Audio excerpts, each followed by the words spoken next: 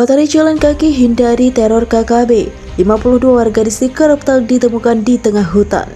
Patroli tim Satgas Yonif R514 Kostrat menemukan masyarakat tanpa kebingungan di tengah hutan. Warga itu rupanya dari Kereptak yang sudah 4 hari menuju distrik Keyam karena khawatir akan teror kelompok kriminal bersenjata. Penemuan mereka berawal dari kegiatan patroli yang dipimpin oleh Kapten Ifma Hardika dan Pos Kendibab di wilayah Kalimin pada Minggu 27 Maret 2023. Saat itu petugas melihat mereka di tengah hutan. Saat ditanya, benar saja mereka bukan penduduk asli di distrik Keyam, melainkan berasal dari distrik Kereptak. Ada 52 orang yang sudah melakukan perjalanan selama 4 hari menuju distrik Keyam akibat khawatir akan teror dari KKB. Hewan ternak babi pun ikut sertakan dalam perjalanan ini. Tim gabungan TNI Polri dari Kenyam pimpinan dan Satgas Yonif R514 Kostrat dan Kapolres Nduga pun datang untuk menjemput masyarakat dengan menggunakan beberapa kendaraan dan langsung mengangkut mereka dengan menggunakan kendaraan. Dan Satgas Yonif R514-SY Letkol Ifrinto Wijaya dalam keterangannya menyampaikan bahwa sebagian besar kondisi masyarakat dalam keadaan sehat setelah dilaksanakan pemeriksaan kesehatan oleh tim kesehatan TNI Polri. Kami akan terus memberikan masyarakat di distrik Kereptak bantuan logistik maupun bantuan moral untuk menghilangkan trauma dalam akibat teror KKB. Apapun yang masyarakat inginkan kami siap membantu, tulis dan Satgas.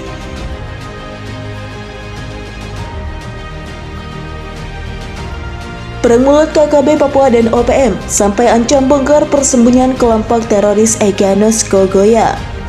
Perang mulut kelompok kriminal bersenjata alias KKB Papua dan OPM, Organisasi Papua Merdeka alias OPM, sampai ancam bongkar persembunyian kelompok teroris Egyanus Kogoya. Lantaran tudingan tak berdasar Egyanus Kogoya membuat OPM naik pitam. Ini terjadi di sela ketegangan KKB Papua dan TNI yang tengah berkonflik. Baru-baru ini KKB Papua juga berseru dengan Organisasi Papua Merdeka alias OPM. Keduanya perang mulut sampai ancam bongkar tempat persembunyian. Penyebabnya, lantaran KKB Papua menganggap pekerjaan diplomasi OPM di luar negeri hanyalah akal bulus. KKB Papua khususnya kelompok Egyanus Kogoya, diplomasi yang dilakukan OPM hanya untuk kepentingan sendiri, bukan kemerdekaan Papua. Kondisi ini jelas menggambarkan pecah belahnya perjuangan kemerdekaan Papua. Melansir dari tribunmanado.co.id dengan judul Jubir OPM ancam Panglima KKB Papua, katakan kau lebih baik diam atau kami bongkar tempat persembunyianmu. Juru bicara TPNPB OPM Sebi Sambom dan Panglima Perang KKB Papua Kodap Endugama Egyanus Kogoya kini terlibat perang mulut. Sebi Sambom mengangkat suara soal tudingan Panglima Perang Egyanus Kogoya yang menilai pekerjaan diplomasi Papua Merdeka di luar negeri hanya akal bulus. Melihat kondisi ini, KKB Papua tampak telah terpecah belah di tengah usaha memerdekakan tanah Papua dari NKRI. Beredar video Egyanus Kogoya menilai 4 orang diplomasi di luar negeri termasuk Sebi Sambom adalah perjuangan untuk kepentingan diri sendiri.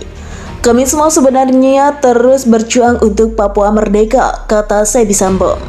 Sebagai perjuang KKB di luar negeri, kata Sebi Sambom, ia tak pernah berhenti sesaat pun untuk membangun jaringan internasional. Saat ini, kata Sebi Sambom, TPNPB OPM sesungguhnya semakin lemah. TPNPB OPM tak bisa lagi berjuang untuk Papua Merdeka. Pasalnya, lanjut Sebi Sambom, TPNPB OPM telah dikepung dari berbagai penjuru oleh TNI Polri, terorisnya Indonesia. Kau, Egyanus Kogoya, adalah anak kecil yang baru tumbuh dan kaget melihat Papua yang kini mulai merdeka, kata Sebi Sambom.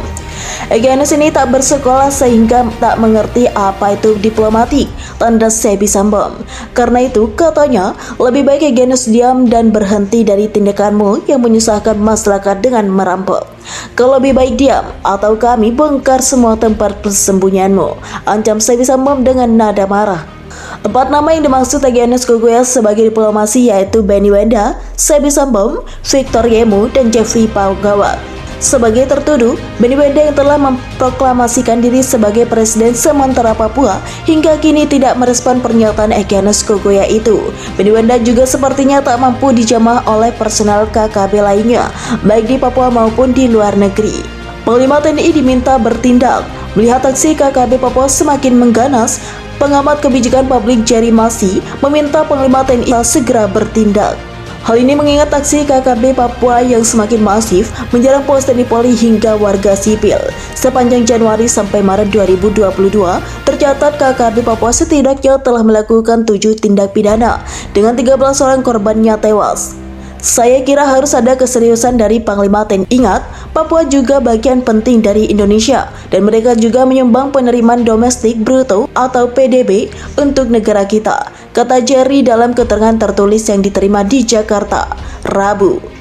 Dia mengatakan perlu ada pendekatan dan lobby agar situasi dan kondisi di Papua stabil, aman, dan kondusif. Menurutnya, Direktur Political dan Public Policy Studies atau P3S itu, pendekatan melalui aspek budaya bisa dilakukan dan dianggap sangat ampuh.